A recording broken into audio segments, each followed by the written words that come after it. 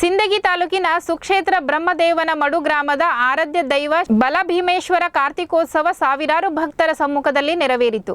ಕಾರ್ತಿಕೋತ್ಸವ ನಿಮಿತ್ತ ದೇವಸ್ಥಾನದಲ್ಲಿ ಬೆಳಗ್ಗೆ ವಿಶೇಷ ಪೂಜೆ ಹಾಗೂ ಹೂವಿನ ಅಲಂಕಾರ ಮಾಡಲಾಗಿತ್ತು.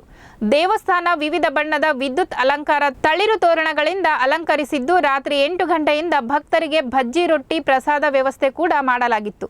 ಇಡೀ ರಾತ್ರಿ ಖಾನಾಪುರ, ಹಿರೇ ಅಲ್ಲಾಪುರ, ಹೊನ್ನಳ್ಳಿ, ಮಾಗಣಗೆರ, ಕಳಮೇಶ್ವರ ಭಜನಾ ಮಂಡಳಿಯವರು ಭಜನಾ ಸೇವೆ ಸಲ್ಲಿಸಿದರು.